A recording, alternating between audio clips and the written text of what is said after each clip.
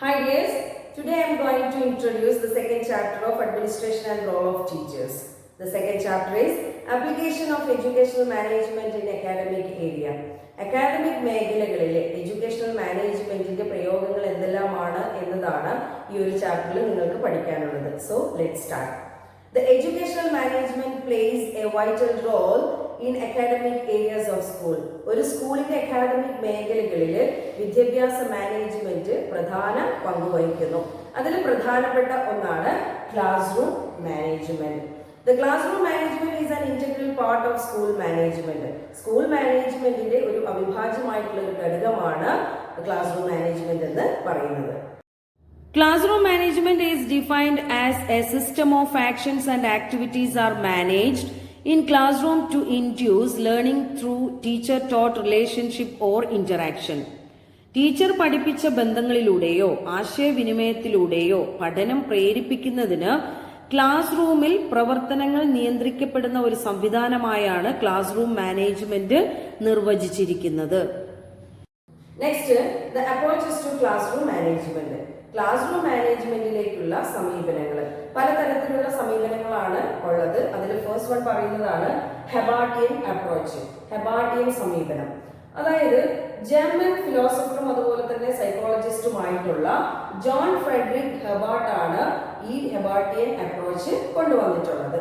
ഈ ഹെബാർട്ടിയൻ അപ്രോച്ച് എന്ന് പറയുന്നത് വളരെ പഴയതും അതുപോലെ തന്നെ ഒരു ക്ലാസിക്കൽ രീതിയുമാണ് ഈ ഒരു അപ്രോച്ചിനുള്ളത്. അതിൽ പ്രധാനമായിട്ടും 5 സ്റ്റെപ്സുകളാണ് ഉള്ളത്. ഫസ്റ്റ് വൺ പറയുന്നത് പ്രിപ്പറേഷൻ ആണ്, തയ്യാറെടുക്കുക. അതുപോലെ തന്നെ പ്രസന്റേഷൻ ആണ്, അവതരിപ്പിക്കുക. ദെൻ കമ്പാരിസൺ, താരതമ്യം ചെയ്യുക. അതുപോലെ തന്നെ ഒബ്സ്ട്രക്ഷൻ, തടസ്സം. ദെൻ ജനറലൈസേഷൻ, വർഗീകരണം. ഈ 5 സ്റ്റെപ്പുകളാണ് ഈ ഹെബാർട്ടിയൻ അപ്രോച്ചിൽ ഉള്ളത്. സെക്കൻഡ് വൺ ഇവാലുവേഷൻ അപ്രോച്ച്, മൂല്യനിർണയ സമീപനം. അമേരിക്കൻ സൈക്കോളജിസ്റ്റും എഡ്യൂക്കേറ്ററുമായ ബെഞ്ചമിൻ സാമുവൽ ബ്ലൂം ആണ് ഈ ഒരു അപ്രോച്ച് കൊണ്ടുവന്നിട്ടുള്ളത്. അദ്ദേഹം പറയുന്നത് ഇതൊരു ത്രിധ്രുവ പ്രക്രിയയാണെന്നാണ്. അതായത് എഡ്യൂക്കേഷണൽ ഒബ്ജക്റ്റീവ്സ്, വിദ്യാഭ്യാസ ലക്ഷ്യങ്ങള്, ലേണിംഗ് എക്സ്പീരിയൻസ്, പഠനാനുഭവങ്ങള്, ചേഞ്ചിങ് ബിഹേവിയർ, പെരുമാറ്റത്തിലെ മാറ്റങ്ങൾ എന്നിങ്ങനെയാണ് അദ്ദേഹം കണക്കാക്കുന്നത്. വിദ്യാഭ്യാസ ലക്ഷ്യങ്ങൾ സാക്ഷാത്കരിക്കുക എന്നതാണ് ഈ ഒരു ക്ലാസ് റൂം അപ്രോച്ച് കൊണ്ട് ഉദ്ദേശിക്കുന്നത്. Third one managing teaching learning, അധ്യാപനവും അതുപോലെ തന്നെ പഠനവും നിയന്ത്രിക്കുക അല്ലെങ്കിൽ മാനേജിങ് ചെയ്യുക. ചാർട്ടേഡ് സൈക്കോളജിസ്റ്റ് ആയിട്ടുള്ള ഇവോർ കെ ഡേവിസ് ആണ് ഈ ഒരു ക്ലാസ് റൂം അപ്രോച്ച് കൊണ്ടുവന്നിട്ടുള്ളത്. അദ്ദേഹം പറയുന്നത് അധ്യാപകൻ മാനേജ്മെന്റിന്റെ പങ്ക് വഹിക്കണം, അതായത് ക്ലാസ് റൂം പ്രവർത്തനങ്ങൾ കൈകാര്യം ചെയ്യണം. അതിനു വേണ്ടിയിട്ട് 4 സ്റ്റെപ്സുകളാണ് പറയുന്നത്. ഫസ്റ്റ് വൺ പറയുന്നു പ്ലാനിങ്, ആസൂത്രണം ചെയ്യണം. ദെൻ ഓർഗനൈസിങ്, സംഘടിപ്പിക്കണം. ദെൻ ലീഡിങ്, നയിക്കുക. ദെൻ കൺട്രോളിങ്, നിയന്ത്രിക്കുക. ഇങ്ങനെയുള്ള ഈ 4 കാര്യങ്ങളിലൂടെയാണ് അദ്ദേഹം ഈ ഒരു അപ്രോച്ച് നടപ്പിലാക്കുന്നത്. ഓർഗനൈസിങ് ടീച്ചിങ്, അധ്യാപനം സംഘടിപ്പിക്കുക. ഈ സമീപനം അനുമാനിക്കുന്നത് അധ്യാപനം കൂടുതൽ ചെറിയ കുട്ടികൾ മുതൽ വലിയ ചിന്താശേഷിയുള്ളവർ വരെയുള്ള തുടർച്ചയായ ഒന്നാണ് എന്നാണ്. അതിന് 3 ലെവൽസ് ആണുള്ളത്. Memory level, understanding level, reflective level. ഇതില് മെമ്മറി ലെവൽ എന്ന് പറയുന്നതിൽ അധ്യാപകരാണ് ക്ലാസ് റൂം മാനേജ് ചെയ്യുന്നത്. ഇനി അണ്ടർസ്റ്റാൻഡിംഗ് ലെവൽ എന്ന് പറയുന്നതിൽ അധ്യാപകരും വിദ്യാർത്ഥികളുമാണ് ക്ലാസ് റൂം മാനേജ് ചെയ്യുന്നത്. ഇനി റിഫ്ലക്റ്റീവ് ലെവൽ, പ്രതിഫലനം എന്നുള്ളതില് കുട്ടികളുടെ പ്രവർത്തനങ്ങൾ അത് കുട്ടികൾ തന്നെയാണ് മാനേജ് ചെയ്യുന്നത്. അതായത് ക്ലാസ് റൂം പ്രവർത്തനങ്ങൾ മാനേജ് ചെയ്യുന്നത് കുട്ടികളാണ്. അങ്ങനെ 3 ലെവൽസ് ആണ് ഈ ഓർഗനൈസിംഗ് ടീച്ചിങ് എന്ന് പറയുന്ന അപ്രോച്ചിൽ ഉള്ളത്. Next fifth one modular approach of teaching, അധ്യാപനത്തിന്റെ മോഡുലാർ സമീപനം.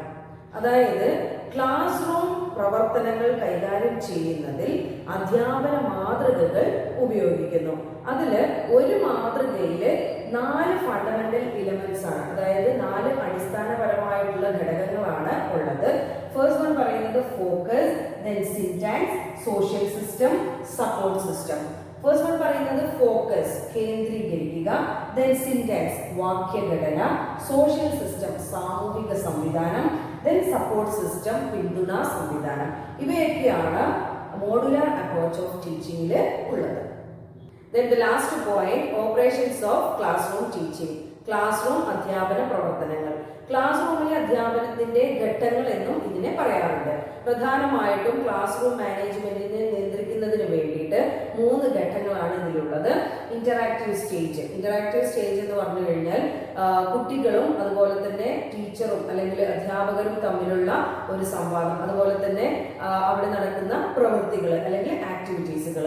ദെൻ പ്രിയാക്റ്റീവ് സ്റ്റേജ് എന്ന് പറയുന്നത് ക്ലാസ് റൂം മാനേജ്മെന്റിന് മുമ്പ് തയ്യാറാക്കുന്ന പ്രവർത്തനങ്ങളാണ് ഈ പ്രിയാക്റ്റീവ് സ്റ്റേജിലുള്ളത്. ദെൻ പോസ്റ്റ് ആക്റ്റീവ് സ്റ്റേജ് ആണുള്ളത്.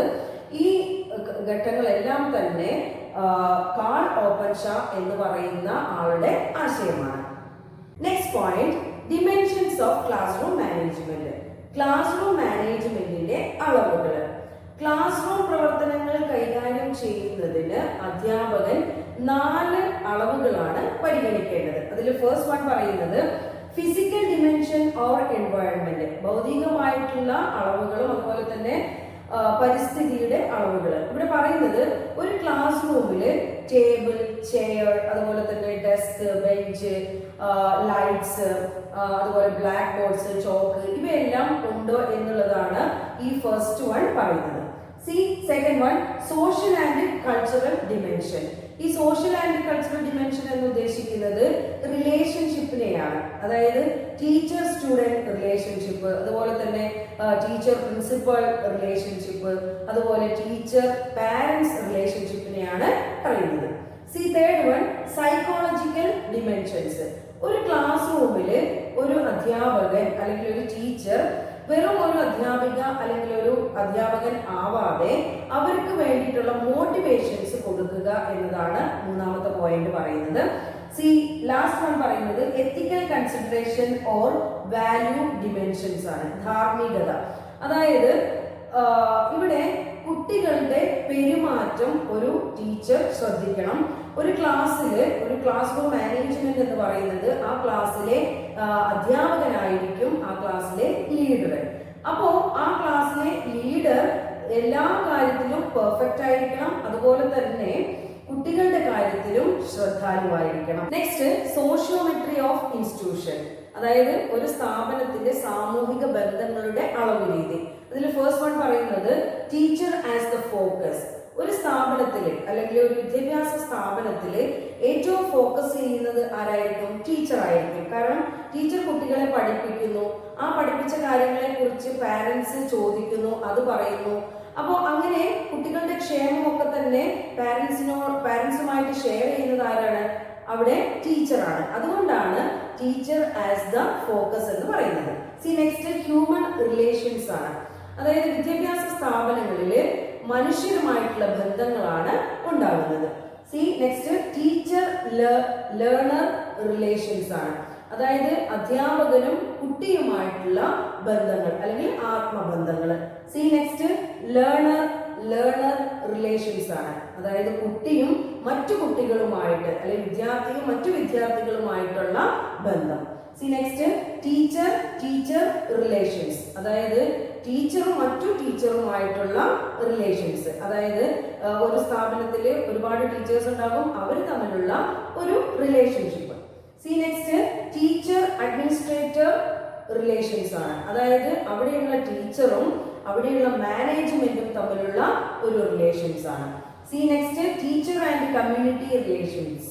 അതായത് ടീച്ചറും മറ്റു കമ്മ്യൂണിറ്റി ബന്ധങ്ങളും ആണ് അടുത്തത്. ഇത്രയും കാര്യങ്ങളാണ് സോഷ്യോമെട്രി ഓഫ് ഇൻസ്റ്റിറ്റ്യൂഷനിൽ വരുന്നത്. Next point, teacher role in class room management. Class room മാനേജ്മെന്റിൽ ടീച്ചറുടെ റോൾസ് എന്തൊക്കെയാണ് എന്നുള്ളതാണ്. ഫസ്റ്റ് വൺ പറയുന്നത് റോൾസ് ആസ് ടീച്ചർ. ടീച്ചർ ആയിരിക്കണം, ക്ലാസ് റൂമില് ടീച്ചർ ആയിരിക്കണം. നെക്സ്റ്റ് എന്താണ്? Role as philosopher. തത്വചിന്തകനായിരിക്കണം. അതെങ്ങനെയാണ്? അതായത് അവരെടുക്കുന്ന വിഷയത്തിൽ അവർക്ക് നല്ല ജ്ഞാനം ഉണ്ടായിരിക്കണം. അതായത് ടീച്ചർ എടുക്കുന്ന വിഷയം ഏതാണോ ആ വിഷയത്തിൽ നല്ല ജ്ഞാനം ഉണ്ടായിരിക്കണം. Next, role as guide. അതായത് കുട്ടികളുടെ പേഴ്സണൽ കാര്യങ്ങളിലും അതുപോലെ തന്നെ പഠിക്കുന്ന കാര്യങ്ങളിലും എന്തായിരിക്കണം? ടീച്ചർ ഒരു ഗൈഡ് ആയിരിക്കണം. Next, role as researcher. അതായത് ഒരു നിരീക്ഷകനായിരിക്കണം. എങ്ങനെയാണ്? ക്ലാസ്സുകളിൽ ഉണ്ടാകുന്ന പ്രശ്നങ്ങൾ പരിഹരിക്കാനുള്ള ഒരു കഴിവ് ആർക്കുണ്ടാകണം? ഒരു ടീച്ചർക്ക് ഉണ്ടാവണം. See next, role as manager. Class റൂമിലെ ഒരു ടീച്ചർക്ക് ഉത്തരവാദിത്തം ഉണ്ടായിരിക്കണം. See last one, role as leader. ഒരു നേതാവായിരിക്കണം ആ ടീച്ചർ ക്ലാസ് റൂമിലെ. അപ്പൊ ഇത്രയും ആണ് role of teacher in class room management. Class room മാനേജ്മെന്റിലെ ടീച്ചറുടെ റോൾസുകൾ. You should read the textbook thoroughly.